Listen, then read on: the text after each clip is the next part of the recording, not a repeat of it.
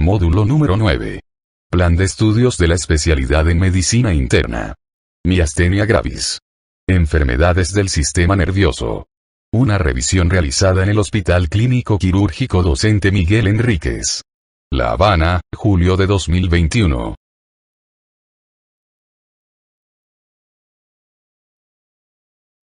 Contenido. Cuadro clínico y fisiopatología de la miastenia gravis. Valor de las pruebas clínicas y medicamentosas para su diagnóstico. Indicaciones, dosis y peligros del uso de los medicamentos anticolinesterásicos. Indicaciones y peligros de la timectomía. Indicaciones de la plasmaferesis, tratamiento clínico quirúrgico. Evolución, pronóstico y complicaciones de las miastenia gravis. Criterios de ingreso, interconsulta, alta o seguimiento. Rehabilitación del paciente miasténico. Apoyo psicológico tanto al enfermo como a sus familiares.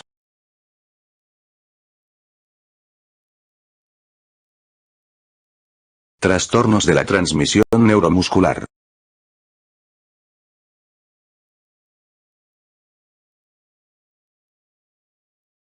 Definición. La transmisión neuromuscular depende de la liberación de acetilcolina de las vesículas sinápticas que están almacenadas en los botones terminales de los axones de los nervios motores. La invasión del terminal del nervio motor por el potencial de acción abre los canales de calcio activados por el voltaje, lo que produce la liberación dependiente de calcio de los contenidos vesiculares al espacio sináptico. La acetilcolina se une a los canales iónicos activados por acetilcolina, receptores de acetilcolina, de la membrana posináptica, lo que produce la apertura de estos canales y una despolarización local, que es el potencial de placa terminal. Si este potencial supera el umbral crítico de disparo, los canales de sodio activados por el voltaje se abren, situados en el fondo de los pliegues posinápticos, lo que genera el potencial de acción muscular, que se propaga a lo largo de la fibra muscular y activa la contracción. La acción de la acetilcolina se termina por su disociación de los receptores de acetilcolina, que se cierra de forma espontánea después de 1 a 4 milisegundos, la hidrólisis de la acetilcolina por la colinesterasa y la difusión de la acetilcolina de la hendidura sináptica. Mientras tanto, en el terminal del nervio motor, los canales de calcio activados por el voltaje se cierran de forma espontánea y el potencial de membrana en reposo se restaura gracias a la apertura transitoria de canales de potasio activados por el voltaje.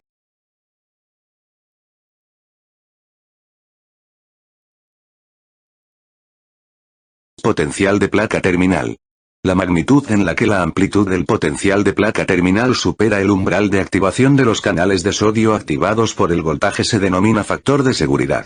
En las personas sanas la amplitud disminuye durante la actividad repetida, pero no baja por debajo de este umbral, por lo que la transneuromuscular no se ve comprometida. Sin embargo, si la amplitud del potencial de placa terminal es anormalmente baja puede producirse un fallo de la transmisión neuromuscular. Entre las causas se incluyen los defectos de la liberación de acetilcolina, la respuesta posináptica a la acetilcolina, o el número o la sensibilidad de los canales de sodio activados por el voltaje. Los cambios morfológicos de los componentes presinápticos o posinápticos o de la lámina basal situada entre ellos también pueden influir en la eficacia de la transmisión. Aunque la miastenia grave y algunos envenenamientos por neurotoxinas son los trastornos más frecuentes de la transmisión neuromuscular, se han implicado varias entidades diferentes.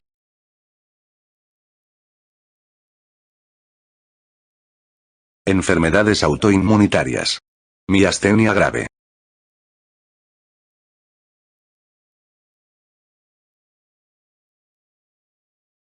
Epidemiología. La miastenia es el trastorno más frecuente de la transmisión neuromuscular, con una prevalencia de alrededor de 15 por cada 100.000 en los países occidentales. Puede afectar a todas las razas y aparecer a cualquier edad desde el primer año en adelante. Hay un pequeño pico en la frecuencia de incidencia en mujeres cercana y un pico mayor a edades más avanzadas, y la mayoría son hombres. La incidencia anual aumenta aproximadamente a 5 por 100.000 después de los 70 años de edad. Es especialmente importante diferenciar la miastenia grave de otras causas de debilidad muscular vulvar en extremidades en personas ancianas. La miastenia grave en sí misma es heterogénea y puede dividirse en distintos subtipos, cuya frecuencia relativa no se conoce, pero las formas relativamente leves de la infancia son frecuentes en países asiáticos. La miastenia grave neonatal causada por la transferencia placentaria de anticuerpos maternos contra el receptores de acetilcolina o contra la cinina o contra la cinasa específica del músculo afecta hasta a 1 de cada 8 de bebés nacidos de madres con la enfermedad. La miastenia grave autoinmunitaria debe distinguirse de los síndromes miasténicos congénitos, que se deben a mutaciones génicas.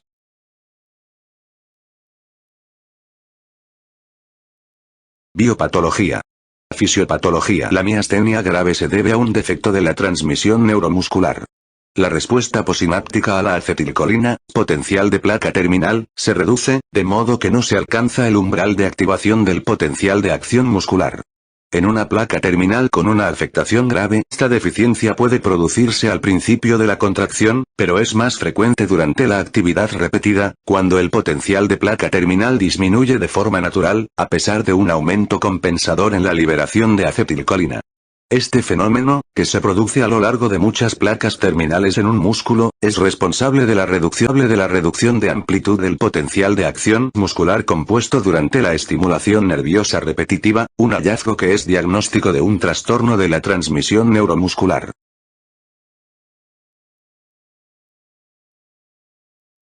Figura 422.1. Diagrama que representa la unión neuromuscular. Se indican los canales iónicos, receptores, enzimas y proteínas asociadas que son los objetivos más frecuentes de las enfermedades autoinmunitarias, izquierda, o de las mutaciones en las enfermedades genéticas, derecha.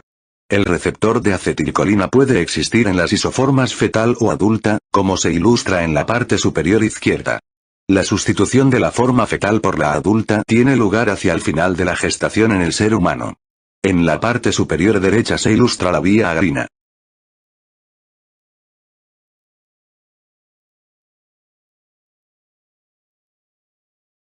Tabla 422.1.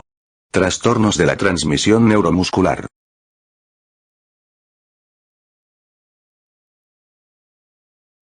Figura 422.2. Mecanismos de pérdida del receptor de acetilcolina en la unión neuromuscular. Los anticuerpos pueden actuar, a, por bloqueo directo de la unión de la acetilcolina o de la función del canal iónico. B, por unión cruzada de los receptores de acetilcolina en la membrana, lo que causa una anteriorización y degradación, o, C, por la lisis dependiente del complemento de la membrana posináptica que contiene receptor de acetilcolina.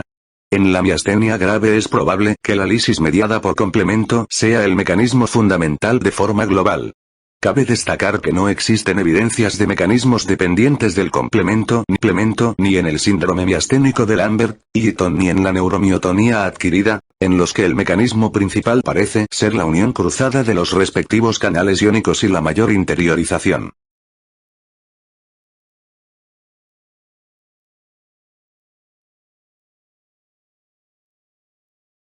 Disminución de los potenciales de placa terminal.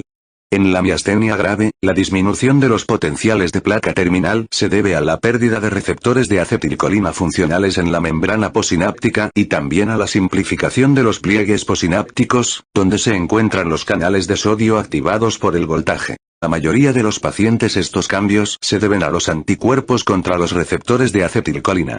En pacientes con anticuerpos para otras proteínas posinápticas, como cinasa específica del músculo y la proteína 4 asociada al receptor de lipoproteínas de baja densidad, la fisiopatología implica diferentes mecanismos que aún no se entienden completamente.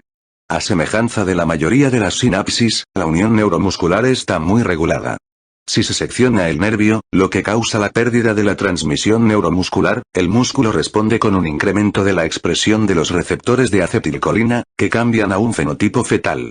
De forma alternativa, si la actividad del músculo posináptico disminuye, el nervio motor intenta compensarla. En consecuencia, en la miastenia grave está aumentada la síntesis de receptores de acetilcolina en la fibra muscular y la liberación de acetilcolina del nervio motor.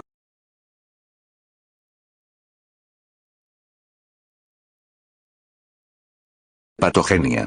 La miastenia grave es una enfermedad mediada por anticuerpos que se asocia con otros trastornos autoinmunitarios, especialmente con enfermedad tiroidea. Los pacientes más jóvenes con anticuerpos receptores de acetilcolina positivos tienen una mayor prevalencia de los haplotipos B8 y DR3 del antígeno leucocítico humano, que también se asocian frecuentemente con autoinmunidad. Los anticuerpos receptores de acetilcolina son inmunoglobulina G, IgG, tienen alta afinidad, son muy específicos para los receptores de acetilcolina humanos nativos y actúan mediante tres mecanismos principales. En primer lugar, unos pocos anticuerpos inhiben directamente la unión de acetilcolina a los receptores de acetilcolina, causando así un bloqueo de la función de tipo farmacológico. Segundo, debido a su bivalencia, los anticuerpos pueden unirse simultáneamente a dos receptores de acetilcolina adyacentes a través de las subunidades que están presentes por duplicado en cada receptor, a formar complejos receptores de acetilcolina anticuerpo que se internalizan y degradan en la fibra muscular llevando a una pérdida de los receptores de acetilcolina. En tercer lugar, la mayor parte de los anticuerpos son de la subclase IgG1 que se unen al complemento y lo activan. El resultado es la activación del complejo de ataque de la membrana con destrucción de la membrana postsináptica y lesión morfológica. Todos estos efectos están limitados estrictamente a la unión neuromuscular. El resto de la fibra muscular es esencialmente normal.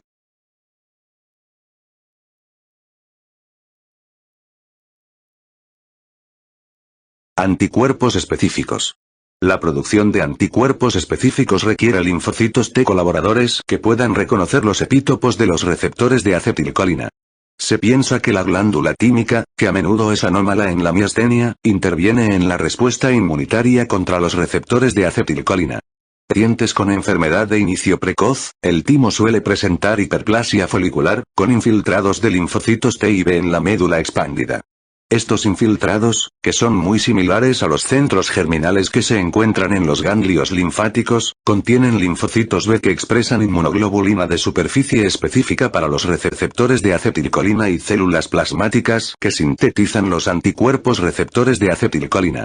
En la médula del timo, las células mioides, similares a las musculares, tienen receptores de acetilcolina en su superficie tanto en los individuos normales como en los miasténicos. Estas células pueden ser una diana precoz para el complemento y los anticuerpos, y proporcionar así el estímulo antigénico responsable para la formación crónica de centros germinales y la producción de anticuerpos receptores de acetilcolina.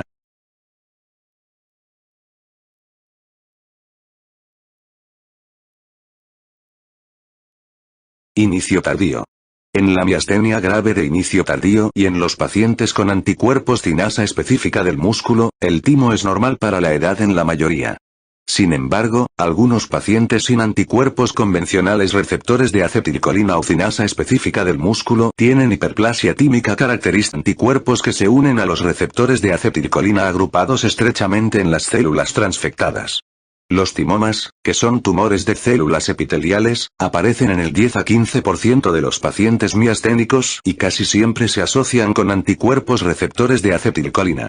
Los timomas asociados con miastenia grave se corresponden principalmente con los tipos B1 y beta 2 de la Organización Mundial de la Salud, y se caracterizan por timocitopoiesis activa, es decir, capacidad para promover la maduración y exportación de linfocitos T.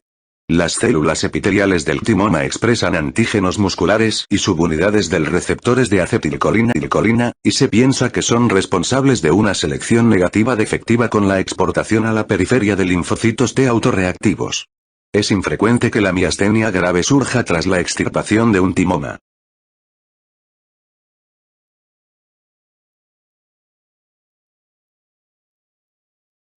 Anticuerpos para cinasa específica del músculo.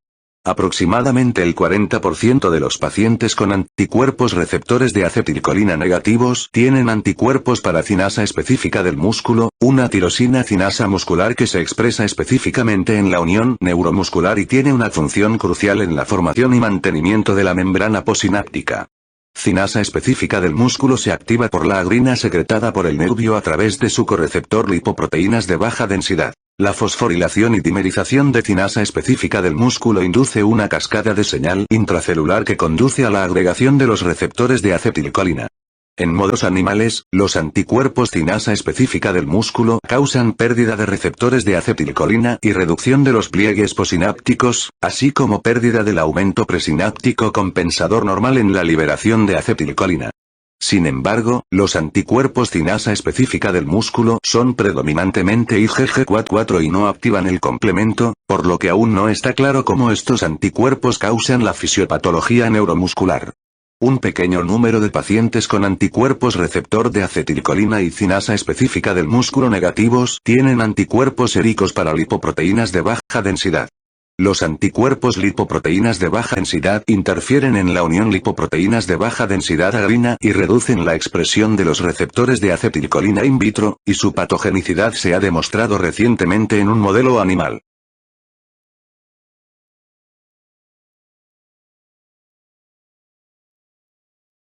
Manifestaciones clínicas. La miastenia grave se manifiesta en la clínica con debilidad muscular indolora que aumenta con el uso muscular y mejora tras el reposo. En muchos pacientes la debilidad comienza en los músculos oculares, lo que provoca diplopía o ptosis, caída de los párpados. En otros puede afectar en primer lugar a los músculos vulvares o de las extremidades. Casi cualquier músculo esquelético puede afectarse a medida que la enfermedad progresa. Por lo general, la debilidad varía en cuanto a distribución y gravedad de un día a otro o de una semana a la siguiente, y suele ser peor por la tarde. Puede debutar después de una infección. La debilidad estable puede incrementarse con la ansiedad, con las infecciones o con la menstruación. La ptosis, que suele ser asimétrica, y la diplopía pueden ser transitorias al principio y notarse por vez primera mientras se conduce, por ejemplo. La gravedad puede oscilar de una ptosis leve unilateral o una diplopía mínima a una ptosis bilateral intensa, combinada con una oftalmoplegia casi completa. Los síntomas vulvares consisten en debilidad de los músculos faciales con dificultad para cerrar los ojos y una sonrisa en gruñido, dificultad para masticar, rinolalia o disartria que pueden empeorar notablemente al seguir hablando, disfagia asociada en ocasiones con regurgitación nasal de los líquidos, reducción de los movimientos de la lengua y caída de la cabeza asociada a la debilidad del cuello.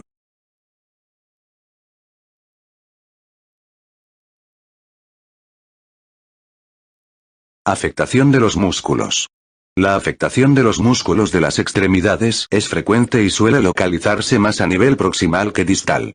La debilidad de las extremidades inferiores puede provocar una caída al caminar y malinterpretarse como un trastorno funcional, psicógeno. La debilidad de la extensión del codo y de la abducción de los dedos de la mano puede ser prominente. Por el contrario, la dorsiflexión del tobillo pocas veces está afectada, excepto en las formas graves.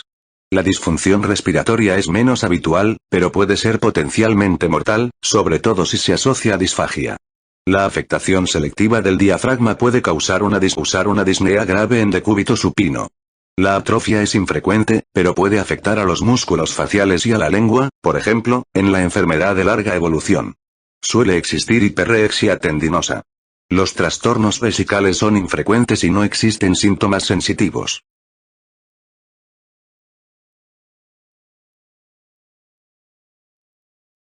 Subtipos de miastenia grave.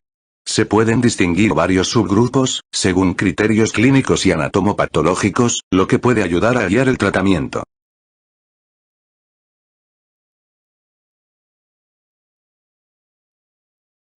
Figura 422, 3. Debilidad ocular y facial marcada en una mujer joven con miastenia grave.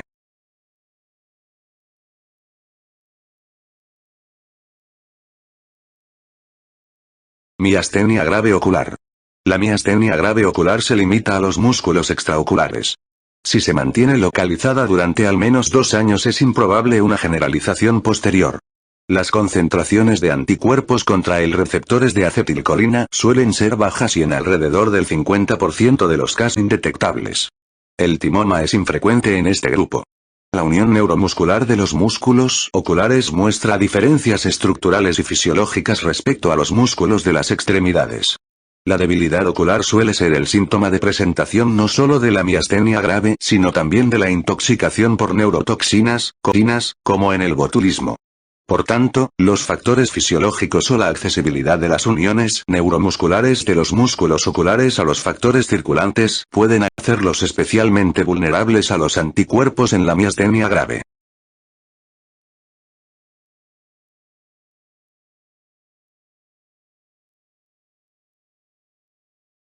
Miastenia grave generalizada con anticuerpos contra el receptor de acetilcolina.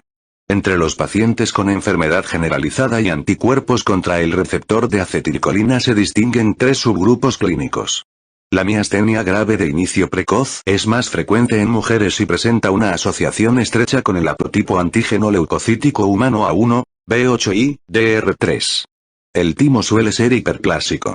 Los títulos del anticuerpo contra el receptores de acetilcolina suelen estar elevados y disminuyen en grados variables después de un tratamiento satisfactorio, como la timectomía. La miastenia grave de inicio tardío está aumentando de frecuencia con el envejecimiento de la población y, cuando aparece con debilidad vulvar, puede confundirse con la esclerosis lateral amiotrófica o la enfermedad cerebrovascular del tronco del encéfalo. Entre los pacientes mayores, los hombres se afectan con más frecuencia. La miastenia grave asociada a timoma es una distinción significativa, porque requiere la realización de timectomía u otro tratamiento antitumoral específico.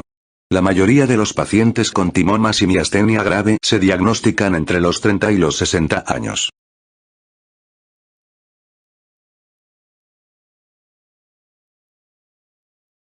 Miastenia grave con anticuerpos contra la cinasa específica del músculo. Aproximadamente el 15% de los pacientes miasténicos con síntomas generalizados no tienen anticuerpos receptores de acetilcolina detectables.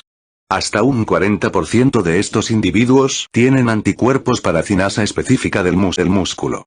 Los anticuerpos cinasa específica del músculo están ausentes o son muy infrecuentes en los pacientes con anticuerpos receptores de acetilcolina, con síntomas oculares persistentes o con timoma.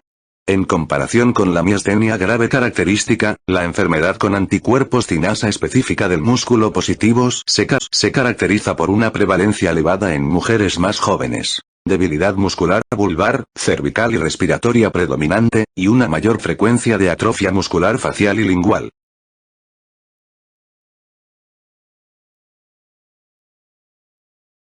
Tabla 422, 2. Evaluación diagnóstica, excluida la neuromiotonía.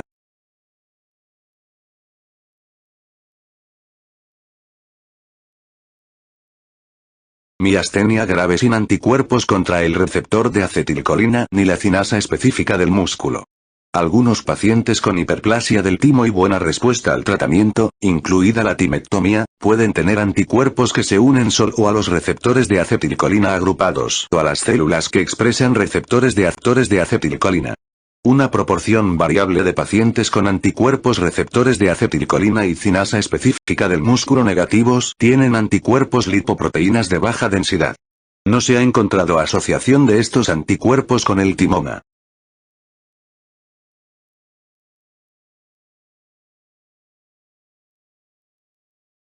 Diagnóstico. El diagnóstico se basa en las características clínicas, las pruebas serológicas para anticuerpos específicos, la electromiografía y, si aún existen dudas o no se dispone de centros especializados, la respuesta clínica a fármacos anticolinesterásicos. Se precisan pruebas de imagen medias clínicas para un timoma, especialmente en pacientes con anticuerpos receptores de acetilcolina. Si los anticuerpos receptores de acetilcolina están ausentes, sobre todo en pacientes con síntomas generalizados, se recomiendan pruebas para anticuerpos cinasa específica del músculo. Tanto los anticuerpos receptores de acetilcolina como los cinasa específica del músculo son muy específicos, y su detección en pacientes sintomáticos confirma el diagnóstico. Aún no está claro si las pruebas para anticuerpos lipoproteínas de baja densidad más infrecuentes o para anticuerpos receptores de acetilcolina agrupados, de las que se dispone en centros especializados, demostrarán ser útiles en los pacientes con hallazgos clínicos y electromiografía no concluyentes.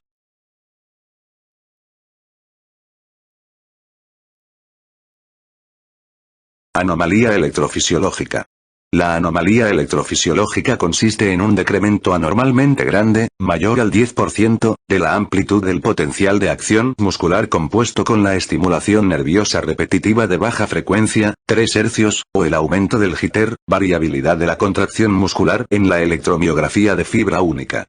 En pacientes con anticuerpos cinasa específica del músculo, las anomalías en la electromiografía pueden ser detectables solo en los músculos faciales. Estos cambios en la electromiografía no son específicos de la miastenia grave, sino que pueden aparecer en cualquier trastorno que interfiera en la transmisión neuromuscular. El hidrofonio intravenoso, un inhibidor de la colinesterasa de corta duración de acción, mejora de forma transitoria la debilidad miasténica, pero requiere un contexto médico adecuado, con medios de reanimación y la disponibilidad de atropina, debido al riesgo de efectos adversos y de reacciones colinérgicas graves, como síncope. Se administra una dosis de prueba de 2 mg por vía intravenosa, seguida 30 segundos después por 6 a 8 mg si no se han producido efectos adversos. Las dosis equivalentes en los niños son de 20 microgramos por kilogramos de dosis de prueba, seguidos de 60 a 80 microgramos por kilogramos.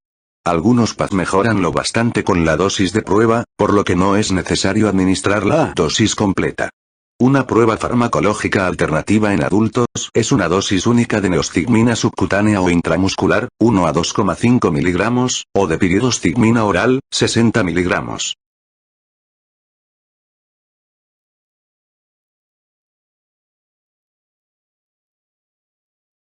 Diagnóstico diferencial. Los síndromes miasténicos congénitos deben considerarse en los pacientes que tienen evidencia clínica y electromiografía de miastenia, pero son seronegativos en los análisis de anticuerpos. El síndrome miasténico de Lambert-Eaton casi siempre debuta con dificultad para caminar. Los síntomas ocurren infrecuentes y se dispone de pruebas de laboratorio específicas. El inicio de la afectación de los músculos oculares que caracteriza al síndrome de Miller-Fisher es más rápido de lo habitual en la miastenia grave y se asocia con anticuerpos GQ1b. La miopatía mitocondrial puede mostrar signos similares a los de la miastenia grave, por ejemplo, tosis asimétrica y limitación de los movimientos oculares, y puede haber un incremento del jitter en la electromiografía de fibra única, pero este trastorno y la distrofia oculofaríngea pueden distinguirse de la miastenia grave por la debilidad no actuante y mediante la biopsia muscular. En la neurastenia y el síndrome de fatiga crónica, las pruebas de laboratorio para la miastenia grave son negativas.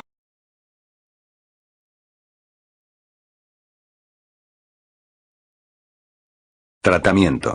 La mayoría de los pacientes con anticuerpos contra el receptor de acetilcolina responde a la piridostigmina oral, 30 a 60 mg, 4 o 5 veces al día. En los pacientes con enfermedad leve, esta dosis puede ofrecer un control adecuado de los síntomas. Las dosis superiores a 90 mg pueden causar efectos secundarios gastrointestinales, retortijones y diarrea, que pueden controlarse con bromuro de propantelina oral, 15 mg, o loperamida, 2 mg. Los pacientes con anticuerpos contra cinasa específica del músculo suelen tener una respuesta insatisfactoria. En algunos de estos pacientes, la piridostigmina, incluso en dosis bajas, puede aumentar la debilidad y producir efectos adversos nicotínicos, calambres musculares y fasciculaciones difusas.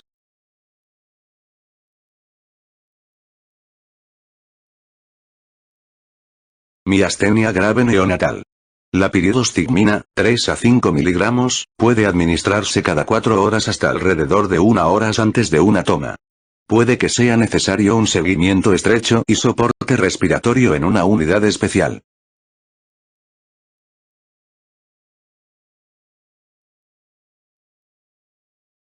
Miastenia ocular. En la diplopía puede ser útil en ocasiones el uso de prismas. Los síntomas oculares que responden de forma incompleta a la piridostigmina normalmente mejoran mediante el tratamiento con dosis bajas de prednisona, por ejemplo, 5 mg en días alternos, con incrementos de 5 mg a intervalales hasta que los síntomas se controlan por completo o hasta alcanzar una dosis techo, por ejemplo, 1 mg por kilogramo. Cuando se establece la remisión, la dosis puede reducirse lentamente, por ejemplo, 5 mg a intervalos de 2 semanas, hasta que los síntomas recidiven y, a continuación, ajustarla al alza para definir la dosis mínima eficaz. La retirada completa de la prednisona suele seguirse por una recidiva de los síntomas. La timectomía no se considera beneficiosa en la miastenia grave ocular no timomatosa. En los pacientes que no responden de forma adecuada a la prednisona o que no toleran la medicación, la adición de azatioprina, 2 a 2,5 mg por kilogramo de peso corporal, o la cirugía muscular ocular es una alternativa. Sin embargo, el diagnóstico debería revisarse en los pacientes que no muestran mejoría con el tratamiento de prednisona en dosis altas.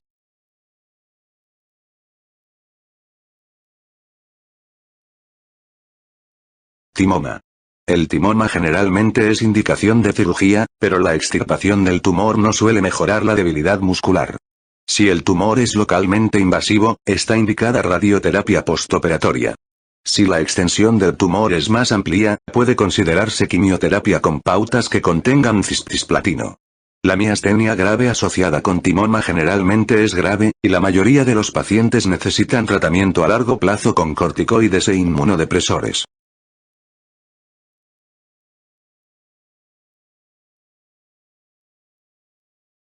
Miastenia grave no timomatosa generalizada. Cuando los síntomas generalizados no se controlan adecuadamente con piridostigmina, a menudo se recomienda una timectomía incluso en los pacientes sin timoma, especialmente en los menores de 50 años de edad. Basándose en estudios no controlados, en pacientes de inicio COZ con anticuerpos receptor de acetilcolina, la timectomía parece asociarse con un aumento de la frecuencia de remisión, y está en marcha un ensayo aleatorizado que evalúa la eficacia de la timectomía en la miastenia grave no timomatosa. En cambio, la timectomía no es beneficiosa en los pacientes que tienen anticuerpos tinasa específica del músculo y en los que el timo está libre de cambios hiperplásicos en términos generales. Como norma general, la timectomía nunca debe considerarse un tratamiento urgente, incluso en presencia de timoma, sino que debe posponerse hasta conseguir un control estable de los síntomas miasténicos.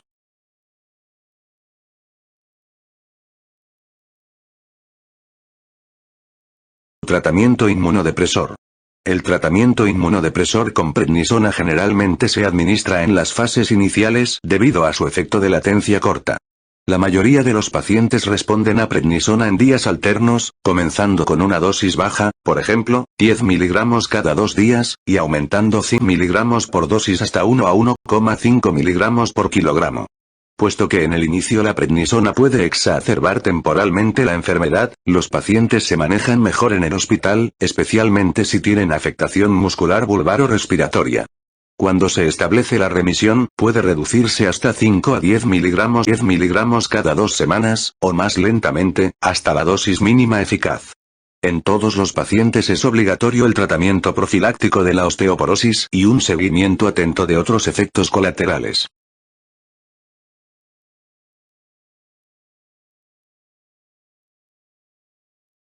Tratamiento a largo plazo. Para el tratamiento a largo plazo en pacientes que no responden satisfactoriamente a la prednisona o que necesitan altas dosis de mantenimiento se requieren otros fármacos inmunodepresores. Dado que estos medicamentos tienen un efecto de larga latencia, generalmente se combinan con prednisona durante el tratamiento inicial y después se usan en monoterapia si los corticoides pueden retirarse o si están contraindicados. El tratamiento preferido es azatioprina, 2,5 mg por kilogramo por día. En comparación con la prednisona sola, el tratamiento combinado se tolera mejor y se asocia con menos recidivas. La ciclosporina, 3 a 5 mg por kilogramo diarios, es eficaz en monoterapia o combinada con corticoides, y se usa frecuentemente como inmunodepresor de segunda elección. Aunque se cuestiona la eficacia del micofenolato mofetilo asociado con prednisona, este fármaco se usa en la dosis estándar de 2000 mg por día en los pacientes que no responden o no toleran la azatioprina. El tacrolimus se considera un inmunodepresor de tercera elección. El metotrexato, 5 a 15 mg semanal, tiene una eficacia y seguridad similares a la azatioprina como fármaco ahorrador de corticoides. Cuando se ha conseguido la remisión, las dosis de estos fármacos pueden reducirse lentamente y de forma cauta. La retirada completa tiene probabilidad de seguirse de recidiva.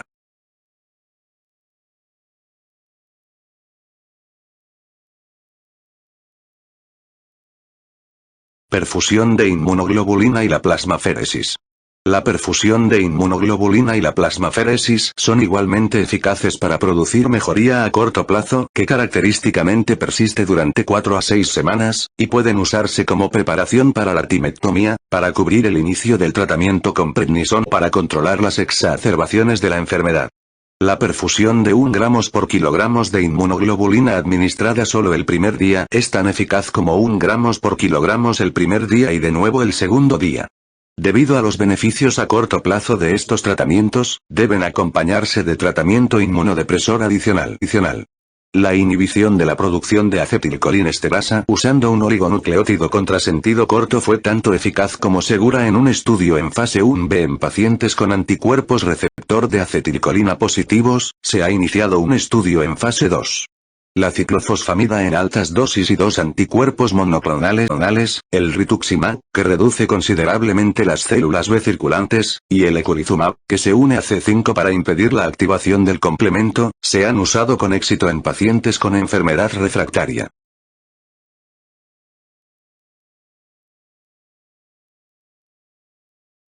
Pronóstico.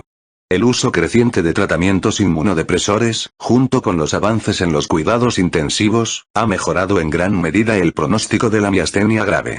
Los pacientes con crisis miasténicas tienen un alto riesgo de recidivas, pero muchos logran un control óptimo de los síntomas con una esperanza de vida normal.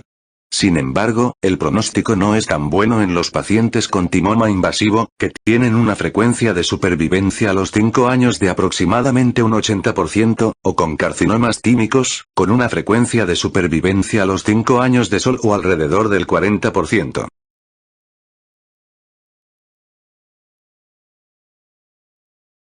Síndrome miasténico de Lambert-Eaton. Definición y epidemiología. El síndrome miasténico de Lambert-Eaton, que es un trastorno infrecuente que afecta a todas las razas, tiene formas paraneoplásicas y no paraneoplásicas. La incidencia de la forma paraneoplásica es más alta, pero su menor supervivencia da lugar a una prevalencia similar de los dos tipos. El tumor asociado generalmente es un cáncer pulmonar de células pequeñas, aproximadamente el 2% de los pacientes con cáncer pulmonar de células pequeñas desarrollan síndrome miasténico de Lambert-Eaton, y más infrecuentemente un linfoma. La forma no paraneoplásica se asocia con antígeno leucocítico humano A1, B8 y DR3, como en la miastenia grave de inicio precoz.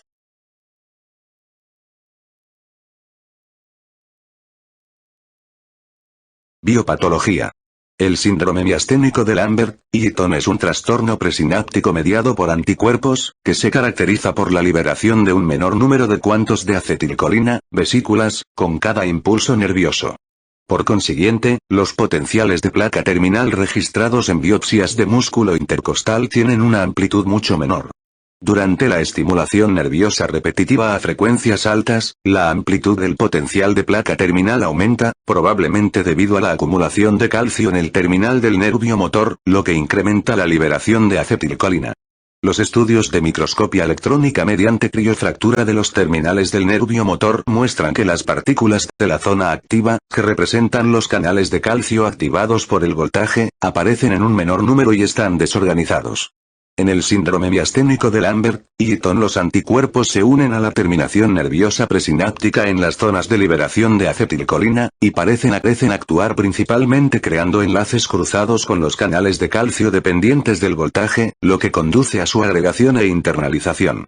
Los anticuerpos también interfieren en la liberación del transmisor a partir de las neuronas posganglionares parasimpáticas y simpáticas en los ratones inyectados, lo que proporciona una explicación para la disfunción autónoma observada en muchos pacientes.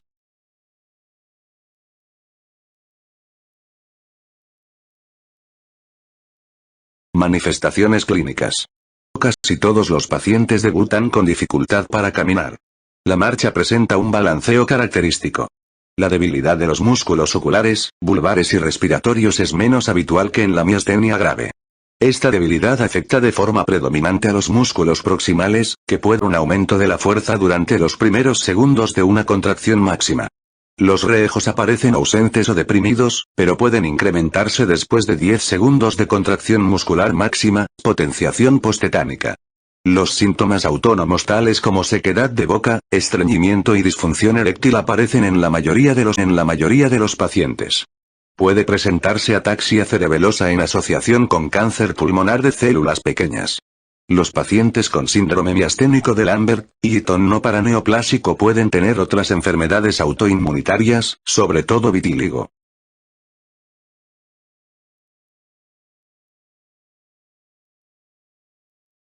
Diagnóstico. El diagnóstico se basa en las características clínicas, en un análisis sérico positivo para los anticuerpos contra el canal de calcio activado por el voltaje y en los signos típicos en el electromiografía. Los anticuerpos específicos para el subtipo alfa 1A, P entre Q, de canales de calcio activados por el voltaje se detectan en el 90% de los pacientes, tanto con cáncer pulmonar microcítico como sin él.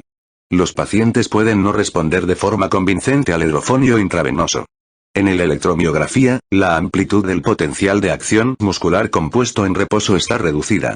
Disminuye aún más durante la estimulación nerviosa repetitiva de baja frecuencia, pero aumenta aproximadamente más del 100% inmediatamente después de 10 segundos de una contracción voluntaria del músculo o durante la estimulación nerviosa de alta frecuencia, 40 Hz.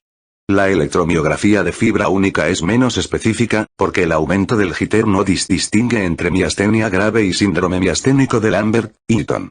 Al realizar el diagnóstico es necesaria una investigación exhaustiva de cáncer. Todos los pacientes deben someterse a tomografía computarizada y tomografía por emisión de positrones con fluorodesoxiglucosa. Si la detección sistemática tumoral es negativa, repetirse periódicamente cada 3 a 6 meses durante al menos 2 años después del inicio de los síntomas neurológicos.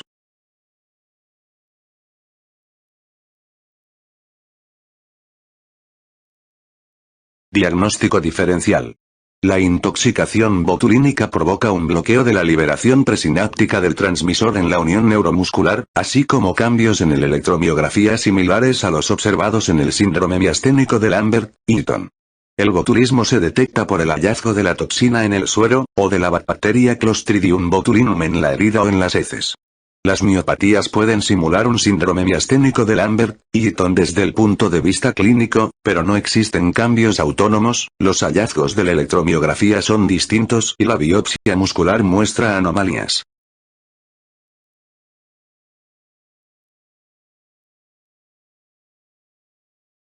Tratamiento. La plasmaféresis produce mejoría clínica en unos pocos días en los pacientes con enfermedad aguda, y la mayoría de ellos responden a fármacos inmunodepresores o al tratamiento con inmunoglobulina intravenosa. El tratamiento con inmunoglobulina intravenosa, 1 gramos por kilogramos durante 2 días, mejora la fuerza, con una disminución asociada del anticuerpo específico. El tratamiento del tumor específico a menudo conduce a una mejoría del trastorno neurológico. La mayoría de los pacientes responden al tratamiento sintomático con 3,4, diaminopiridina, 10 a 20 miligramos 4 veces al día. Sin embargo, la Food and Drug Administration de Estados Unidos aún no ha aprobado 3,4, diaminopiridina, pero en Europa se ha autorizado un derivado fosfato del fármaco. En pacientes con debilidad grave puede requerirse tratamiento inmunodepresor con prednisona, azatioprina o ciclosporina, usando dosis similares a las prescritas para la miastenia grave. El AVE. El rituximab se ha usado en algunos pacientes con debilidad grave.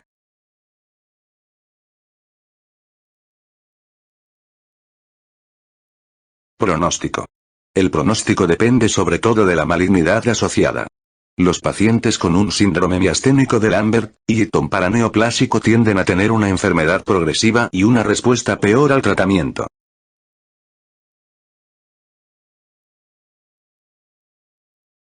Neuromiotonía adquirida.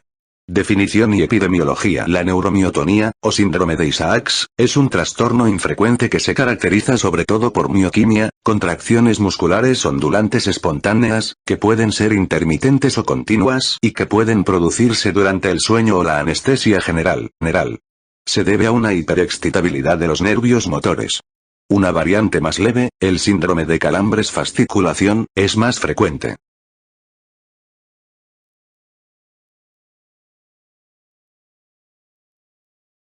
Biopatología. La neuromiotonía puede asociarse a otras enfermedades autoinmunitarias o a otros autoanticuerpos y el análisis del líquido cefalorraquídeo puede mostrar bandas oligoclonales. En alrededor del 15% de los pacientes es paraneoplásica, por lo general asociada a un timoma y de forma menos frecuente cáncer pulmonar. A veces, la neuromiotonía se produce después de una infección o reacciones alérgicas y en estos casos puede mejorar espontáneamente en el transcurso de semanas a meses. En la neuromiotonía, la hiperexcitabilidad del nervio periférico está causada por disfunción del canal de potasio dependiente del voltaje cuya activación a unos milisegundos de la despolarización del nervio limita la despolarización pospotencial y evita la generación de descargas repetitivas. En la neuromiotonía autoinmunitaria, los anticuerpos patógenos pueden inducir pérdida de canales de potasio dependientes del voltaje y a menudo se dirigen contra la proteína 2 asociada a contactina, que se requiere para la agregación de los canales potasio dependiente del voltaje en las regiones yuxtaparanodulares.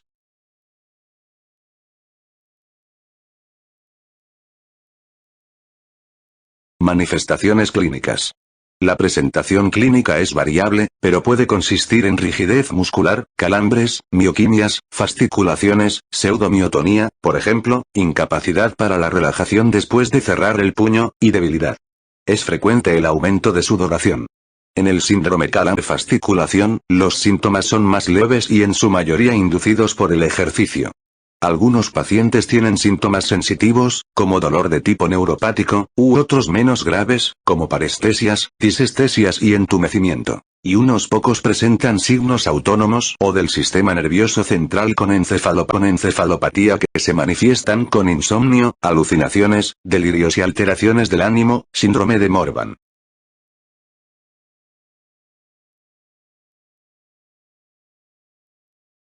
Diagnóstico. La electromiografía muestra descargas espontáneas de la unión motora, descargas diferenciadas de dobletes, tripletes o multipletes con alta frecuencia intradescarga, 40 a 300 por segundo, descargas continuas más largas y contracción postactivación. La actividad muscular anómala puede diferentes zonas a lo largo de la longitud del nervio, pero generalmente es distal. Muchos pacientes tienen anticuerpos séricos para el complejo del canal de potasio dependiente del voltaje, canal potasio dependiente del voltaje y proteínas asociadas, predominantemente para la proteína 2 asociada a contactina. El diagnóstico diferencial incluye la neuromiotonía causada por neuropatías adquiridas y hereditarias y la neuromiotonía, generalmente asociada con ataxia episódica, causada por mutaciones en el gen del canal de potasio dependiente del voltaje.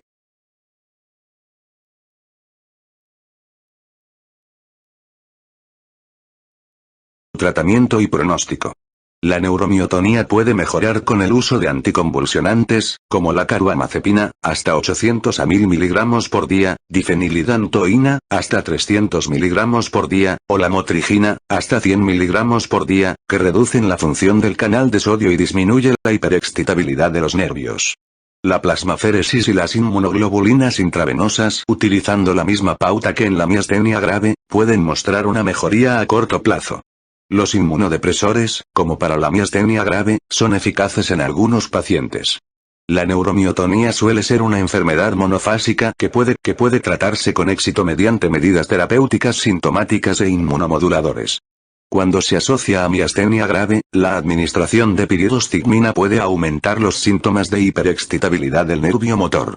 El pronóstico es menos favorable si existe afectación del sistema nervioso central, que puede asociarse con timomas invasivos.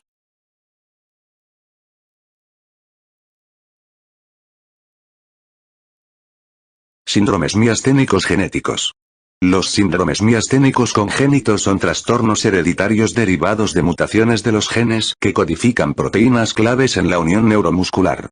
En el Reino Unido su prevalencia es al menos de 6 casos por millón de personas.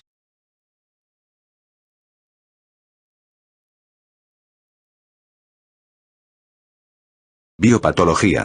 Los síndromes miasténicos congénitos se clasifican por la localización de la proteína mutada: presinápticos, sinápticos o posinápticos. Los trastornos posinápticos son más frecuentes y afectan sobre todo al gen de la subunidad de receptores de acetilcolina, en el cual las sustituciones sin sentido de un único nucleótido o las mutaciones en el marco de lectura dan lugar a una pérdida completa de función de la subunidad del receptor. Debido a ello, esta subunidad es sustituida por la subunidad de receptores de acetilcolina alrededor del momento del nacimiento y los lactantes tienen un desarrollo normal, pero presentan debilidad al final del embarazo en el período neonatal. La supervivencia depende de la expresión continuada de la subunidad. En cambio, las mutaciones nulas de las subunidades no probablemente sean letales. La deficiencia de receptores de acetilcolina también puede derivar de defectos en el gen de la rapsina, una proteína citoplásmica necesaria para la agregación de los receptores de acetilcolina en la unión neuromuscular. Los cambios de nucleótidos simples en los genes de cualquiera de las subunidades del receptores de acetilcolina pueden afectar a la afinidad por la acetilcolina y la eficacia como compuerta, y llevar, por tanto, a defectos cinéticos. En el síndrome del canal rápido, recesivo, la apertura del receptor de acetilcolina es anormalmente breve, mientras que en el síndrome del canal lento, dominante, ocurre lo contrario, el canal se abre durante un período prolongado produciendo acumulación subsináptica de cationes y cambios degenerativos con pérdida de receptores de acetilcolina.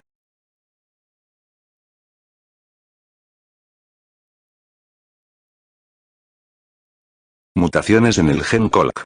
Las mutaciones en el gen COLC, que da lugar a la cola de colágeno que ancla a la acetilcolinesterasa en la hendidura sináptica, son menos frecuentes. La ausencia de acetilcolinesterasa es responsable de una reducción de la liberación cuántica y de la exposición continua de la membrana posináptica a acetilcolina, lo que conduce, por tanto, a sobrecarga catiónica y degeneración de los pliegues de la unión. Las mutaciones de colina acetiltransferasa, la enzima responsable de la síntesis de acetilcolina, no siempre llevan a disfunción en reposo. Sin embargo, durante la actividad repetitiva disminuye la cantidad de acetilcolina en cada paquete, con el consiguiente fallo de la transmisión neuromuscular. Las mutaciones de DOX7 causan una sinaptopatía, con uniones neuromusculares simplificados, pequeñas. DOX7 se une a cinasa específica del músculo, y se piensa que las mutaciones alteran la señal que mantiene la estructura sináptica. Otras mutaciones genéticas son menos frecuentes.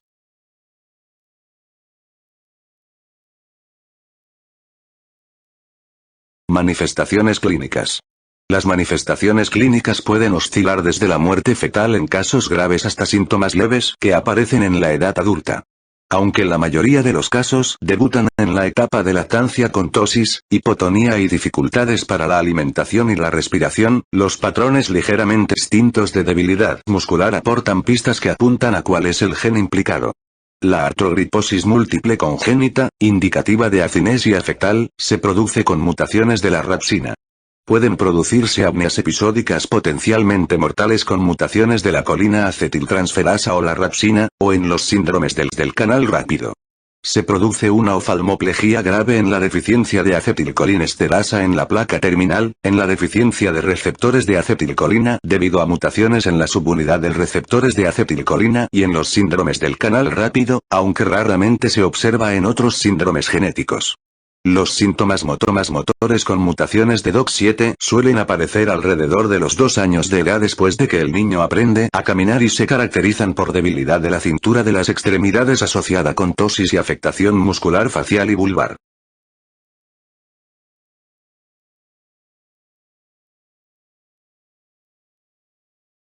Diagnóstico. Debe considerarse un síndrome miasténico cuando los síntomas son evidentes en el nacimiento o en el inicio de la lactancia y están afectados otros familiares. Sin embargo, los antecedentes familiares negativos no excluyen el diagnóstico, y en el síndrome del canal lento y las mutaciones de rapsina y DOX7 el ser más tardío. La alteración de la transmisión neuromuscular puede detectarse por el decremento en la respuesta a la estimulación nerviosa repetitiva y el aumento del jitter en la electromiografía de fibra única.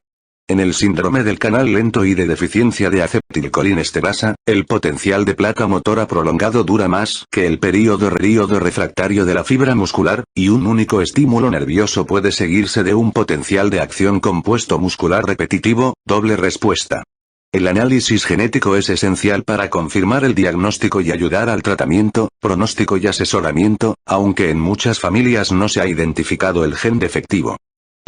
Los principales diagnósticos diferenciales son atrofia muscular espinal, botulismo del lactante, neuropatías hereditarias, y miopatías o distrofias musculares congénitas. El inicio en el comienzo de la infancia, la adolescencia o la vida adulta puede llevar a un diagnóstico incorrecto de miastenia grave seronegativa.